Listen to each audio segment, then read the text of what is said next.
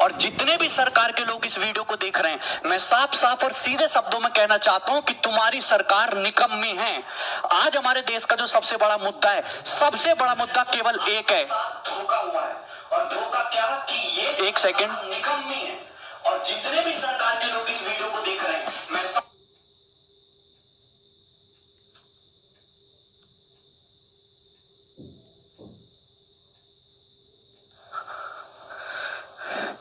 इस समय भारत में, आवाज आ रही है मेरी?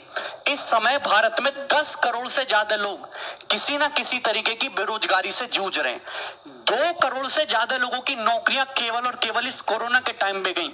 50 लाख से ज्यादा लोगों की नौकरियां केवल और केवल इस जुलाई के महीने में गई। अगर मैं कहूं कि चुनाव का नामांकन आज किया जाए, 2 साल बाद चुनाव कराया जाए, 1 साल बाद चुनाव का रिजल्ट आए और चुनाव में गड़बड़ी के कारण 3 साल कोर्ट में मुकदमा चलता रहे और उसके बाद कोर्ट उस चुनाव को निरस्त कर दे, तो सरकार में बैठे लोगों को, नेताओं को कैसा लगेगा? जो आपको फील होगा, सेम ऐसा फील इंडिया का हर एक स्टूडेंट कॉम्पिटिटिव एग्जाम की तैयारी करने वाला, चाहे वो रेलवे की तैयारी करता हो, चाहे एसएससी की तैयारी करता हो, चाहे आरआरबी की तैयारी करता हो, एनटीपीसी की तैयारी करता हो, डेली ये गम लेके जीता है। आज हमारे देश का जो सबसे बड़ा मुद्दा है वो केवल और केवल बेरोजगारी है। स्टूडेंट मुझसे पूछते हैं कि सर टीयर 3 2018 का रिजल्ट कब आएगा, डिस्क्रिप्टिव का रिजल्ट आएगा? मैं क्या बोलूं? मैं बोलता हूं 2 महीने बाद आ जाएगा भाई, 3 महीने बाद आ जाएगा। लेकिन अगर एसएससी से बात पूछोगे तो एसएससी जवाब देगी भैया 2-3 महीने तो बहुत कम टाइम है, कम से कम 4-5 साल का टाइम तो दे। 4-4 5-5 साल तक बच्चे अटके हुए हैं। मैं आपको डाटा दिखाता हूं।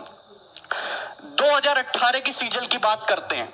नोटिफिकेशन आया मई में 2018 में, मई 2018 में आया। बच्चे ने जनवरी 2018 से तैयारी शुरू किया होगा, कम से भी कम। ऑनलाइन एग्जाम जो एप्लीकेशन है वो 5 मई से भरा गया।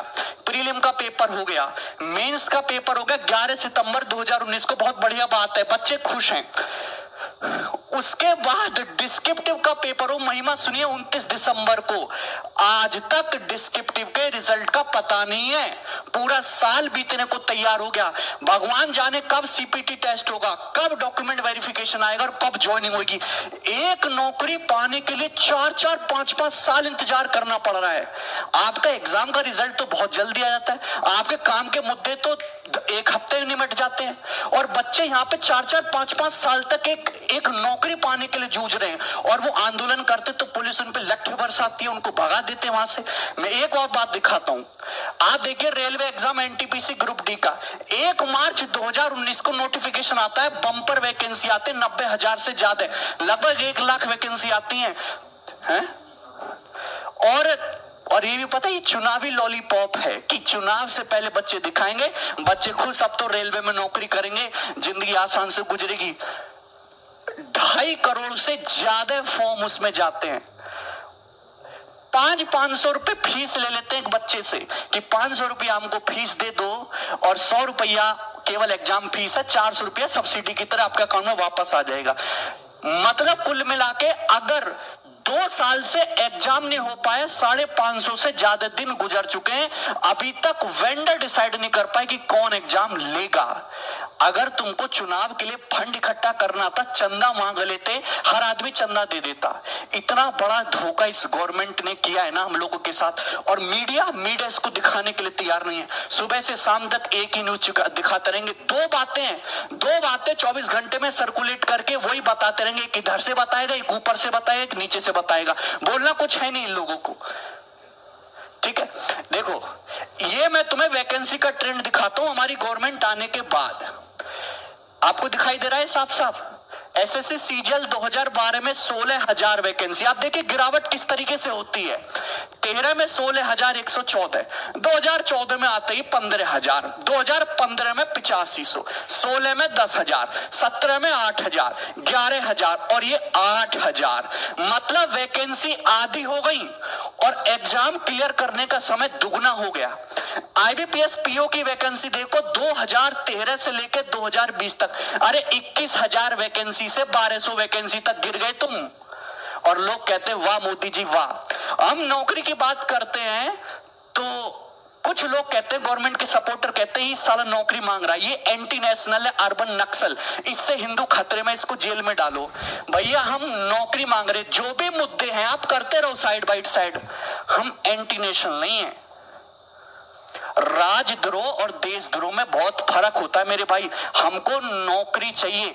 एक जो बेरोजगार युवा होता है उसकी बहुत छोटी सी दुनिया होती है, वो लाख करोड़, 2 लाख करोड़, 3 लाख करोड़ के फंडे में नहीं घुसता। 35,000 40,000 रुपए उसके महीने की तनख्वाह आनी चाहिए, उसके घर में रोटी बननी चाहिए शाम से, है ना, आराम से। उसके पास इतने ही सपने होते हैं। इस सपनों को उससे छीनने की कोशिश मत करो भाई। और गवर्नमेंट ने अभी लॉलीपॉप दे दिया आपको सीटी का, कितनी भी अच्छी योजना सही, इसका कोई फायदा नहीं है। हमें सीटी नहीं चाहिए, हमें एक ऐसा कमीशन चाहिए जिससे एग्जाम जल्दी हो, 1 से 1.5 साल में सारी प्रक्रिया खत्म करके हमारे हाथ में नौकरी और तनख्वाह दे। हमें ऐसा कमीशन चाहिए। सीटी से बढ़िया ये होता कि जिन बच्चों का सीएचएसएल का पेपर अटका हुआ है, एनटीपीसी आरआरबी अटका हुआ है, एमटीएस अटका हुआ है, सीजीएल मेंस नहीं हो रहा टाइम से, आने वाले पेपरों का कुछ अता पता नहीं है, कि इन रुके हुए पेपर को जल्दी करा के बच्चों की ज्वाइनिंग दे। आपके पास पैसा नहीं है देने के लिए, तनख्वाह देने के लिए पैसा नहीं, तो साफ साफ बोल दो कि हम तो भिख मंगे, हमारे पास कुछ नहीं है तुम्हें देने के लिए। आप गवर्नमेंट जॉब खत्म कर दो, आप गवर्नमेंट जॉब खत्म कर दो, बाकी 2024 के चुनाव में हम लोग देख लेंगे, हम अपने हिसाब से देख लेंगे तुम्हें। फिर आप कुछ बोलते नहीं हो, सीधा सीधा सब छुपाए चले जा रहे हो। देखिए, ये हर एक स्टूडेंट की लड़ाई है और आपको खुद ही लड़नी पड़ेगी। तो ये एक हैशटैग है ट्विटर पे, देखो, हम भगत सिंह के जमाने से तो है नहीं कि हम सड़कों पे आके विद्रोह करेंगे, क्योंकि सड़कों पे आके विद्रोह करेंगे तो कूटे हम ही जाएंगे, हम लोग एंटी नेशनल, और हम लोगों के ऊपर उल्टे सीधे चार्ज लगेंगे। तो हम सोशल मीडिया में बहुत प्यार से और बहुत तमीज से अपनी बात रखेंगे। 1 सितंबर को 11 बजे से हम एक हैशटैग ट्रेंड करेंगे, hashtag SSC declare CGL result. जितने भी स्टूडेंट हैं, सारे के सारे स्टूडेंट, अगर 1 लाख ट्वीट होगा ना, पढ़े 15 दिन तक ट्रेंड करेगा। और आप फेसबुक पे, सोशल मीडिया पे आप मेल करो एसएससी को, आप जो भी ऑर्गेनाइजेशन है आप उसको मेल करो, अपने फेसबुक पे शेयर करो, इंस्टाग्राम पे, ट्विटर हैंडल पे, तब जाके कुछ होगा। वरना ये चीजें ऐसी चलती रहेंगी, ये नई नई चीजें आती रहेंगी, बस एग्जाम के टाइम को टाला जाएगा। ठीक है भाई, बस एग्जाम के टाइम को टाला जाएगा और ऐसी कहानी चलती रहेगी आगे तक। ये साल के साल ऐसे ही निकलते जाएंगे और बेरोजगारी का लेवल बढ़ता जाएगा। 10 करोड़ से ज्यादा बेरोजगार हमारे देश में। बहुत सारे लोग आर्ग्यू करते रहे, पॉपुलेशन भी तो बढ़ रहा है, कितना नौकरी देगा सरकार। भाई पॉपुलेशन बुड्ढों का थोड़ना बढ़ रहा है, पॉपुलेशन बढ़ रहा है जवान लोगों का। हमारे पास पॉपुलेशन नहीं, हमारे पास रिसोर्सेज बढ़ रहे। पहले घर में 1 आदमी कमाने वाला था, आज घर में 5 आदमी जवान कमाने वाले हैं, लेकिन वो पांचों के पांचों घर में बैठे खाली। अगर वो आदमी, अगर एक आदमी 50-50 हजार रुपया कमा के लाएगा तो 2.5 लाख रुपया महीने घर में आएगा। आप कहते हो आत्मनिर्भर बनो, आपने छोटे मोटे बेरोजगारों के सारे धंधे खत्म करवा दिए, उल्टी सीधी पॉलिसी ला के। कैसे आत्मनिर्भर बनेंगे? तुम लोग हम पे निर्भर हो, सरकार हम पे निर्भर है और हम आत्मनिर्भर बन जाएं। प्राइवेट नौकरी का पता नहीं, सरकारी नौकरी को तुम खाएगे, 5-5 साल में क्लियर हो रही, अरे 5 साल में भी क्लियर नहीं हो रहा। इस तरीके का हाल देख लो।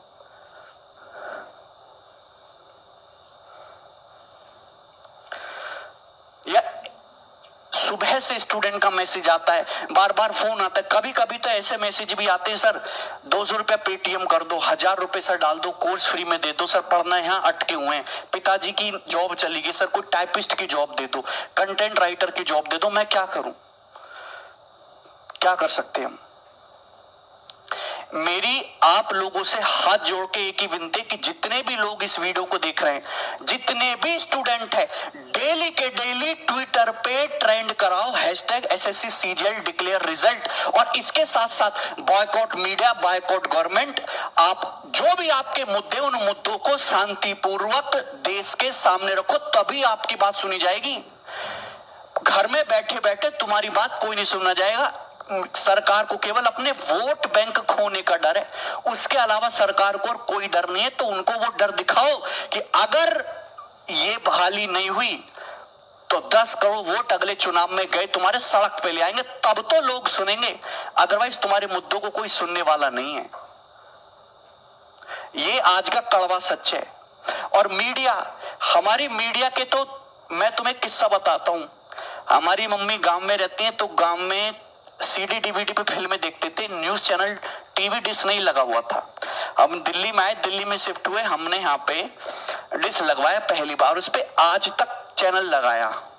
तो कई दिनों तक मम्मी ने न्यूज सुना। फिर एक दिन मम्मी बोली, भैया गगन या तू बंद कर दे और कान्हा जी के भजन लगा दे तू। ये तो बिके हुए लोग हैं।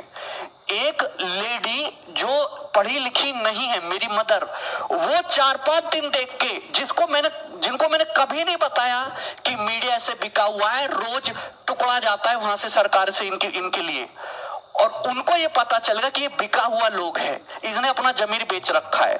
क्या तुमको नहीं दिखता? मीडिया सरकार की पॉलिसी की केवल वाहवाही करता रहता, वाहवाही करता रहता है।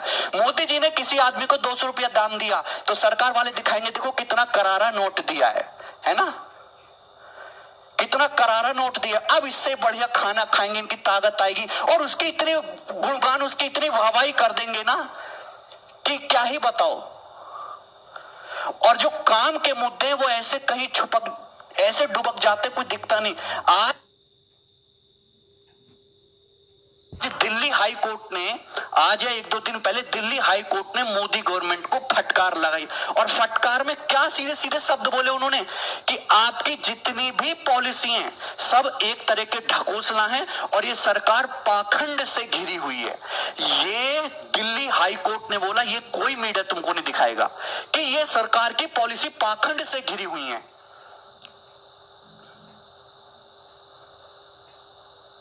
मैं क्या बोल सकता हूं? आप एसएससी कमीशन को मेल डालो, ट्विटर पे, फेसबुक पे, इंस्टाग्राम पे, सोशल मीडिया पे, यूट्यूब कमेंट पे एकदम आग लगा दो, फैला दो, जब ही तुम्हारी बात सुनी जाएगी। अदरवाइज तुम्हारी बातों को कोई सुनने वाला नहीं है। और एक बंदा अगर आवाज उठाता है ना तो उल्टे सीधे मुकदमे लगा के उसको जेल में डाल देते हैं ये लोग। तो जब तक सारे लोग मिलकर आवाज नहीं उठाएंगे ना, कुछ होने वाला नहीं है, कोई सोल्यूशन नहीं निकलेगा। सोल्यूशन साथ में आके, हाँ क्या बोलूं मैं? बोलने के लिए मेरे पास अपने देश की स्थिति पे कभी कभी रोना आता है कि हमारा देश कौन से गड्ढे में जाता जा रहा है, दिन पे दिन गड्ढे में घुसता जा रहा है, और मीडिया उस पर बोलने को तैयार नहीं है। तुम कोरोना तो सभी के साथ हुआ है, और दूसरे देशों में भी आर्थिक स्थिति खराब हुई है, पर वो तो भर जाएंगे। लेकिन इतना मुझे विश्वास है कि हमारी गवर्नमेंट हमको कोरोना से नहीं उभार पाएगी कभी भी। 2,35,000 करोड़ का तो लोन लेने वाले राज्य है, जिससे कि जो लोग ऑलरेडी सरकारी नौकरी में हैं, जो काम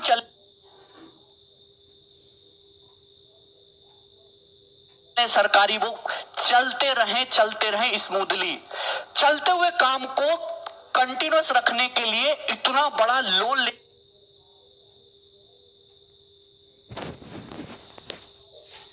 पड़ रहा है। और तुम ये बताओ कि सरकार इतनी बेकार हो चुकी है कि वो कैसे नए लोगों को रिक्रूट करेगी और कैसे उन पे इन्वेस्ट करेगी, कैसे उनको ट्रेनिंग करा के उनको काबिल बना के तब तनख्वाह देगी। उसमें तो सरकार का इन्वेस्टमेंट जाएगा। आप जेईई नीट का पेपर तो बड़ा अच्छा करा ले रहे हो, हैं? क्योंकि उससे गवर्नमेंट को प्रॉफिट होता है। जिनमें सरकार को पैसा देना पड़ रहा है, नौकरी देना पड़ रही है, वो 3-3, 4-4, 5-5 साल तक अटके पड़े। 3 साल तो मिनिमम टाइम है। 7-8, 8-8 साल से लोगों की नौकरियां अटकी पड़ी हैं। सीटीई ये लागू होने से पहले जितनी भी भारत में भर्तियां रुकी हुई हैं वो सुलटा दो, उसके बाद सीट लाओ धड़ल्ले से। या तो उम्मीद दो मत, और उम्मीद दो तो भैया उस पे खरा उतरने का एक बार मौका भी दो। या तो उम्मीद दो मत, उम्मीद नहीं दोगे तो अगले चुनाव में हम तुम्हें देख लेंगे। ठीक है, तो इस वीडियो को ज्यादा से ज्यादा शेयर करो, ट्विटर पे शेयर करो, केवल और केवल ट्विटर पे हर किसी को इसमें टैग करो, और बहरी सरकार के कानों में ना बम फोड़ो, तब जाकर उनको सुनाई देगा। तुम्हारी बातों को कोई नहीं सुनने वाला, कोई अहमियत नहीं है, डिस्कशन भी नहीं होता तुम्हारा। मन की बातों में बेरोजगारी का डिस्कशन भी नहीं हुआ, मुद्दे ही अलग है। बोला था कि हर साल 2 करोड़ नौकरी आएंगी,